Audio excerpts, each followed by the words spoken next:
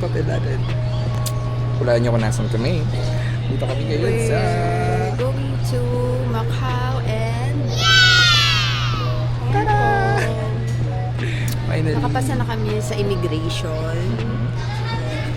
Hindi na namin na-videohan from the beginning. Kasi Pagpunta bawal ang namin video dito. doon. Kasi para ayaw namin mga rag, kaya dire-diretso lang kami. Pero kakatapos na namin sa immigration. Now, we're just waiting for our boarding time. Actually, ang aga namin. Time check. Time check is 2:51. 2:51. Ang aming boarding ay 7 pa. Nag-7. So, we're just waiting for our boarding. We grab some. Tara! Coffee!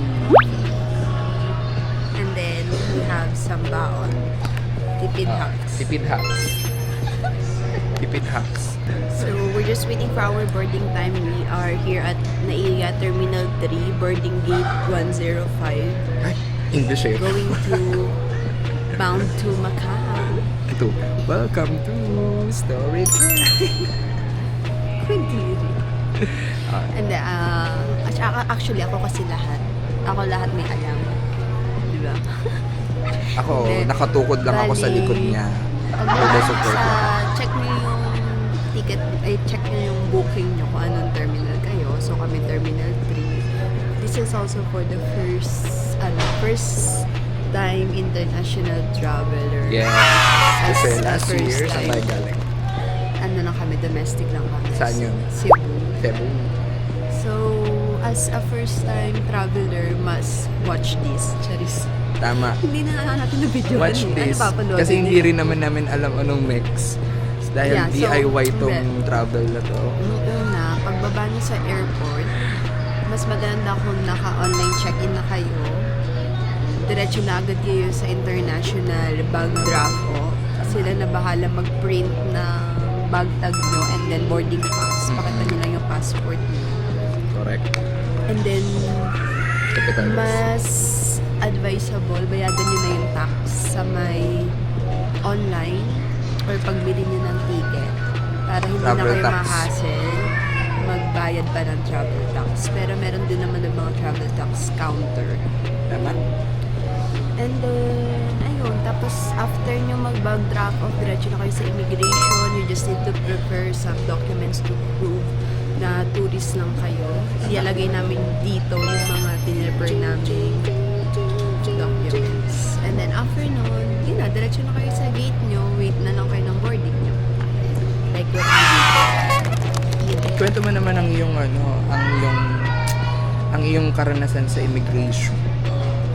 Sa immigration, hindi ko in-expect yung tinanong sa akin. Iba yung pinrepare ko. Ang tinanong sa akin kung anong ginagawa ko sa work. Ano pa? Ano daw yung trabaho ko sa work. Tapos kung ano daw ba yung parang line of business, ganyan.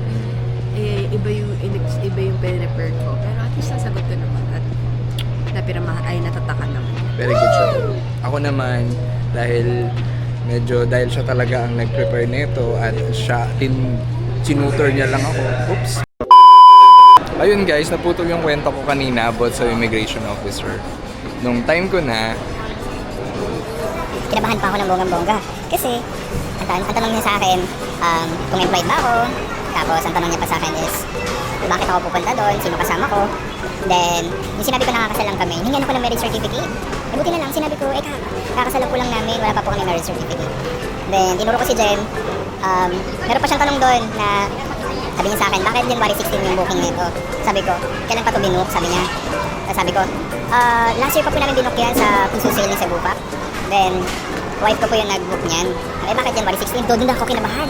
Kasi, ano yung sasagot ko? Hindi naman ako nag-book nito. Tapos sabi ko, ayun, nakita na niya si Jan na nakalampas. Yung mukha niya, ano pa rin, consistent pa rin ganito. Saan kayo na gano'n? Saan kayo pupunta? Ganun yung tanong niya sa akin, kaya parang kabado ako. Kahit kumpleto ko sa requirements. After ng last question sa akin, hindi niya na ako kinausap, tapos tinatakan na niya yung passport ko. Yung tinatakan niya na yung passport ko, pakak. Nakingan ako ng luwag, ibig sabihin nun, malampas na ako sa kanya. Pakak. Then sobrang tuwang-tuwa talaga kami ni Janice pagkalampas talaga namin. Siguro ito talaga yung feeling kapag first time mo mag-out of the country. Pakak. International. Ay, talaga naman. Dito na siya! Kamabi. Kinuwento ko lang sa kanila yung ano ko kanina sa immigration. Siguro ganun talaga yung feeling, no, kapag first time mo. Pero pag sa susunod na ilang beses ka na bumabalik, siguro hindi na siya hindi ka nakakabahan, ganun kakabahan. Pero iba talaga yung kabahan, hindi siguro magiging memorable tong kaba na to. Oo, bakit naman ako kinabahan? Ako siguro kasi alam ko na, natatandaan ko na yung tanong niya sa akin. Kaya ako nakinabahan. Ang tanong niya sa akin, kailan niyo binuktong flight na to? Kasi nakalagay na-practice ko na yon, di ba? Ang sabi ko, March po 2025. Kasi nakuha po namin sa Piso Sale. Bakit January 6 to? Kasi, Ginanon niya ako. Tinanong din niya ako noon, bakit January 6? Ang sagot ko, kasi kakabayad lang natin ng travel tax, kaya siya nag-update na January 6. Hindi ko lang nasabi sa'yo kasi... Ayun, Be, hindi Pero niya sinabi sa akin. Doon talaga ako kinabahan. Na kasi nga, wala na ako nasagot. Ang sabi ko, bali yung wife ko po kasi nag-book niyan. Nakalagay doon, sabi nga, ay, tinanong din sa akin yun, sabi niya, January 6 Hindi niya sa akin na lang sinabi. to binok. Sabi niya, January 6 na lang to binok. Sabi ko, hindi po, bali March pa po yan. Nag-update lang kasi po yan dahil kakabayad lang namin ng travel tax. Ayun, hindi niya sinabi sa akin. Doon ako kinabahan. Akala ko, nakita ko siya, Explanation nun. lumampas na. Actually, Ako, alam ko na, kinakabahan pa. itatanong na din talaga. Alam ko, nakalimutan ko lang sabihin sa'yo. Kaya kung bakit nga, January? yung nakalimutan mo na yun, doon ako Ayun muntikan nga. talaga. Actually, na ano ko rin, baka itanong bakit nakalagay dun sa itinerary natin. Oo, talagang tinanong siya, Be. Hindi lang siya baka itanong, tinanong siya. So, siguro, Ayun nga. kumilos talaga si Lord sa amin. At kahit masungit yung immigration tignan, ganito talaga siya, Be. Huwag ka mo.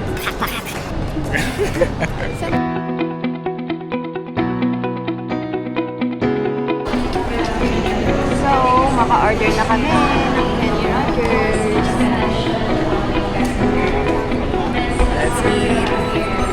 That's it. Working.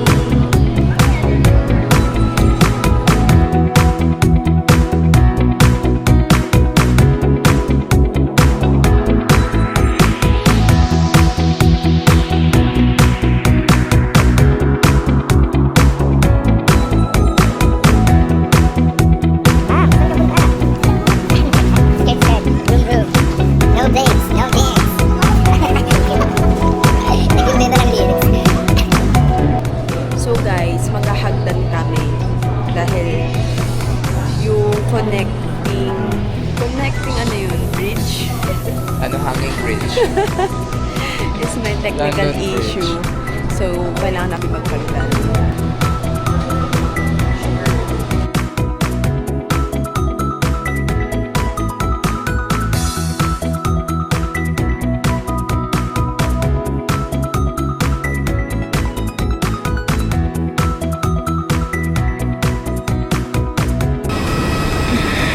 Paano kasi sirado ito? So, medyo inconvenient, pero mahalaga ay safe, makalipad at makalapag.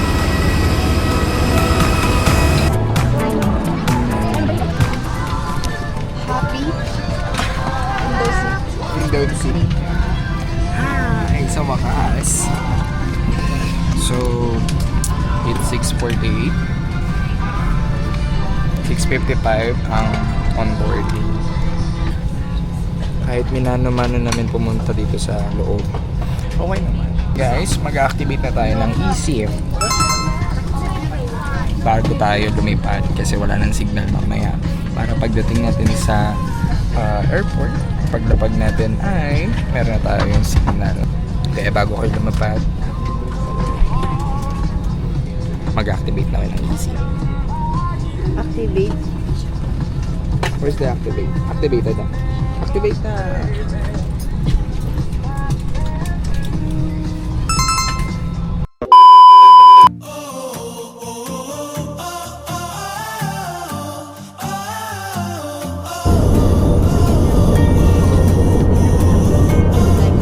Welcome to Macau. 8:51.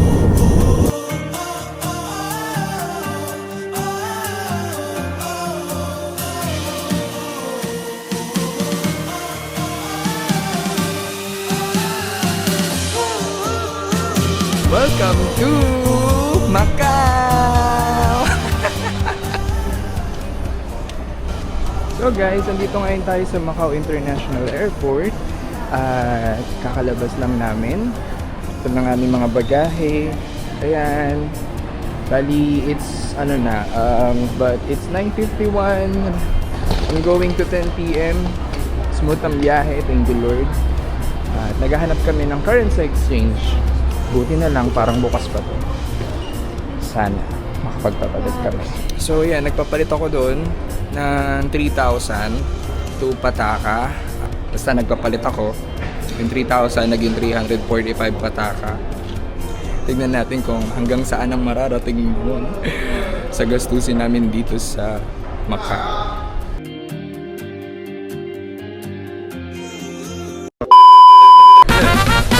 Hi guys! So, we're back again and again. We have Andito na si Jen!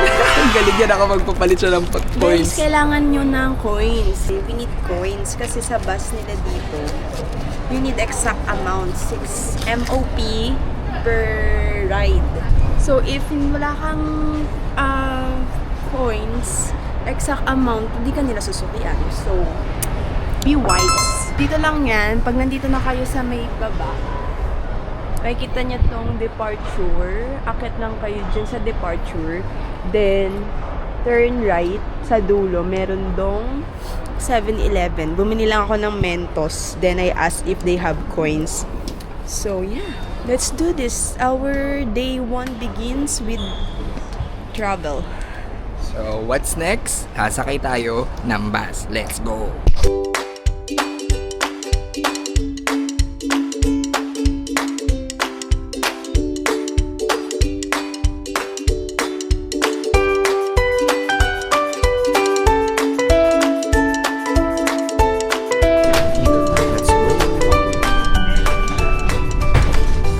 Ay ka naman. Yeah, hanggat hindi pa tayo nakaka-hotel. Hindi nyo yung masarap eh, maligaw. More adventure. Serve ka kasi. May kita mo lang yung mga bata. Oo nga. Para kang nasa train kasi pwede mo siyang matraffic kung nasa 19 stops ba? Ang layo pa naman. 48 minutes. Pwede ka pa 19 matulog. stops. Pero 19 stop, para kang ano, mula recto hanggang Masina. So guys, mababang biyahe pa ito pauwi. Pauwi? Papuntang hotel. So, let's go. Diba nag-stop na ngayon at 1 stop na dito. Tapos yung next isa yun na bago pa yung last 1 stop before your destination. Kailangan mapindot mo na yung stop. Para alam ng driver kung sino na yung bababa sa next station. This is Macau. Wala lang siya Taytay. Para siya technique.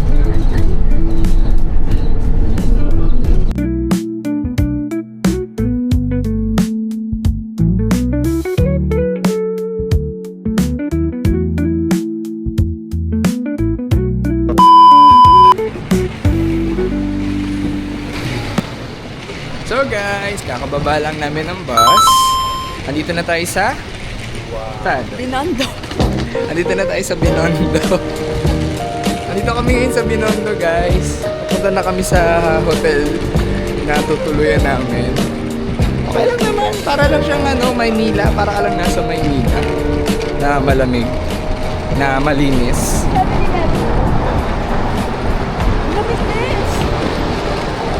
Dito na guys, malapit namin sa aming tutuluyan. Dito sa The Live and More. So, nabook lang namin siya sa Klook.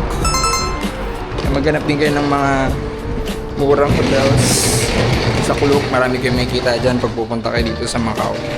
I help you. Yeah.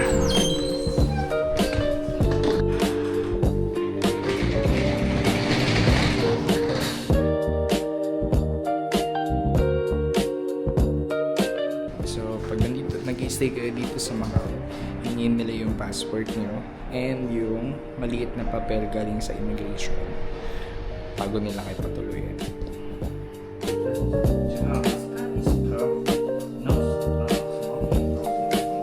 So guys, dinidiscuss lang nila yung terms and condition bago kayo papasukin.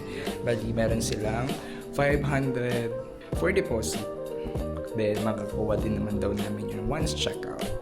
So, even na paid kami online through Klook, kailangan namin mag-deposit ng 500 at ma-refund naman yun once you checkout.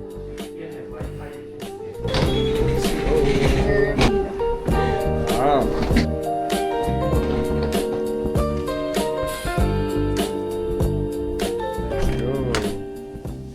And, hello! Asan na? Ba't mo pinatay yung ilaw?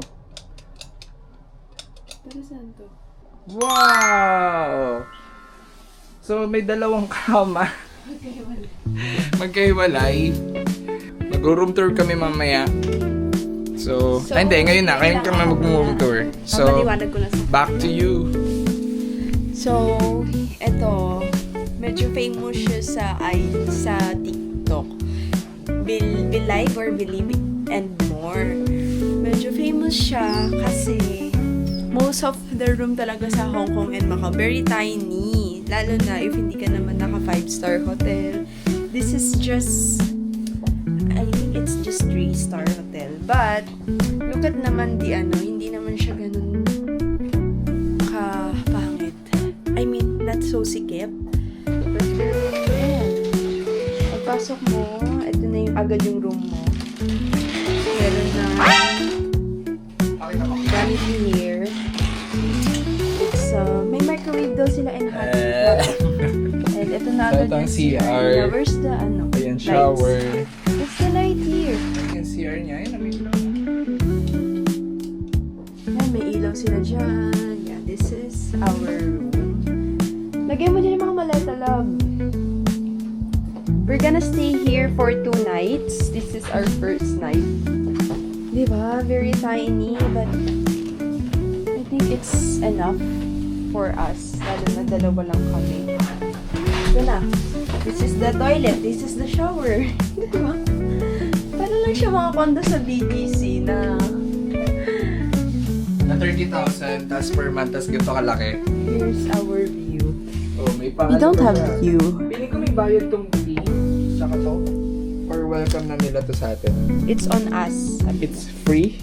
Sabi niya, it's on us. Take it, enjoy it, Wow. share it with your friends. Wow! Snacks, water, coffee. Tignan nyo guys, so may pa-free pa silang If wala snacks. siyang fries, May tea, sakto, na sakit ng chan ko. Yes. Oh, di ba meron tayong pang ano? Electric kettle.